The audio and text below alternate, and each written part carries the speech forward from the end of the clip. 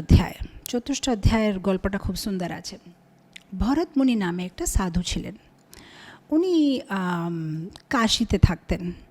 তো একদিন উনি কোনো তীর্থযাত্রাতে যাচ্ছেন। তো তীর্থযাত্রাতে যাওয়া মানে আমি যেভাবে বলছি যে তখনকার দিনে তো বড় রথ গাড়ির ছিল না ভাড়া করতে জন্যে, হেঁটে হেঁটে যেতে হবে, মাঝে মাঝে ওই জঙ্গলের ভিতরে ঘুমাতে হবে গাছের নিচে। তো একদিন উনি কী করেছেন, একটা বেল গাছ, একটা না দুটো বেল গাছ, আর বড় বড় বেল গাছ, আর এরকম বড় ছিল বেল গাছ যে বেল গাছের যে শিকড়গুলো লম্বা করে দুই পাশে, মানে একদম আছে মোটা করে। তো এই মহারাজ ভরত মুনির একটা অভ্যাস ছিল, প্রতিদিন রাত্রে ঘুমাবার আগে ভগবদ্গীতার যে চতুর্থ অধ্যায় সে পুরো পাঠ করে ঘুমাবে। তো উনি মানে পুরো পাঠ করে ঘুমিয়ে গেছে। তো ঘুমাবার সময় উনি কী করেছেন, দুটো বেল গাছের মাঝে ঘুমালেন। তো একটা গাছের শিকড়ের উপরে মাথা দিয়েছেন, একটা গাছের শিকড়ে পাই দিয়ে ঘুমিয়ে গেছে। পরের দিনে যখন উঠে উনি মানে চলে যাচ্ছেন, এই যে দুটো গাছ আছে সে ধীরে ধীরে ধীরে মানে শুকনো হয়ে মরে গেছে। এখন শুকনো হয়ে মরে গিয়ে এই যে দুটো গাছের যে আত্মা, সে আত্মা ঢুকছে কারণ অন্য কারে গর্ভে, আর দুটো সুন্দরী কি বলছে কন্যা মানে জন্ম নিচ্ছে। আর এই যে দুটো মেয়েরা, ওদেরকে ওদের পূর্বজন্ম মনে আছে যে আমরা পূর্বতে গাছ ছিলাম, আর এই ভরত মুনি যে পাঠ করেছে তার জন্য আমরা মুক্ত হলাম। সো সেই জন্যে ওনাকে ধন্যবাদ জানাতে হবে। তো ওনার ছোটোবেলা থেকে উনি মানে সব যেরকম পরীক্ষিত মহারাজের মতন সবাই মানে খুঁজছে যে যদি আমরা ওই মুনিকে দেখতে পারি যার জন্য আমরা একটা ভালো জন্ম পেয়েছি একটা ব্রাহ্মণ বাড়িতে। তো একদিন যখন ওরা 7 বছর হয়েছে তখন ওরা ভরত মুনিকে পেয়ে যাচ্ছে।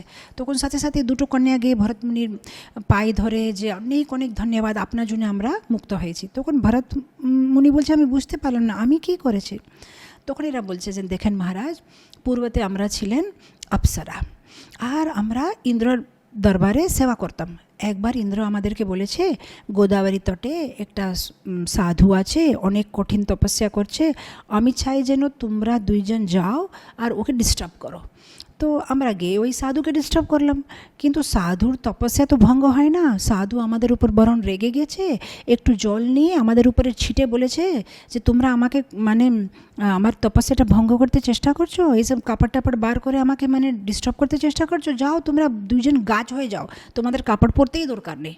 তখন আমরা দুইজন সাধু বাবার পায়ে পড়ে বললাম দেখেন আমাদের কোনো ইচ্ছা নেই আপনাকে ডিস্টার্ব করতে জন্য, আমরা হচ্ছে ইন্দ্রর কাজ করার মেয়ে, ইন্দ্রর সার্ভেন্ট, ইন্দ্র যেভাবে বলবে সেভাবে করতে হবে, আমাদের কোনো নিজের ইচ্ছা নেই আপনার ডিস্টার্ব করতে জন্য, দয়া করে আমাদেরকে মুক্ত করেন। তখন সাধু বলছে দেখেন একবার তো শ্রাপ বলে দিয়েছে আর কিছু করতে পারবো না, কিন্তু তোমাদের যে এই জ্ঞান যে তোমাদের কি জন্ম, কেন তোমরা এই যে জন্ম পেয়েছো, এই সব জ্ঞানগুলো তোমাদের সবসময় থাকবে। তো সেই জন্যে আমাদের সবসময় মনে থাকবে যে পূর্বতে আমার জন্ম কী হয়েছিল, এই জ্ঞান আমাদের আছে বলে আমরা জানি যে আপনি যে চতুর্থ অধ্যায় গীতার পাঠ করেছেন তার জন্য আমরা মুক্তি পেয়েছি, আপনার খুব ধন্যবাদ। তখন মানে ভরত মুনি আরও খুশি হয়ে যাচ্ছে যে আচ্ছা তার মানে আমি আরও ভালোভাবে, আমি তো জানতামই না যে তার এত মানে প্রভাব আছে। তো ভগবান শিব পার্বতী দেবীকে বলছে যে যারা এই চতুর্থ অধ্যায়টা, যেরকম অনেক সময় আমরা ভুল করে কোনো বৈষ্ণব অপরাধ করে ফেলেছি, কিংবা অনেক কিছু হতে পারে আমরা জানতাম না আর ভুল করে কিছু হয়ে গেছে, আমাদের মানে কিছু কর্ম হয়ে গেছে যেটা আমরা করার ইচ্ছা ছিল না কিন্তু ভুল করে হয়ে গেছে, সেরকম কর্ম থেকে যদি কেউ মুক্তি পেতে চায় তাহলে প্রতিদিন ভগবদ্গীতার যে চতুর্থ অধ্যায় সেটা পাঠ করতে হবে। আমরা এখন ভগবদ্গীতার চতুর্থ অধ্যায় থেকে একটা শ্লোক পাঠ করে আগে যাব।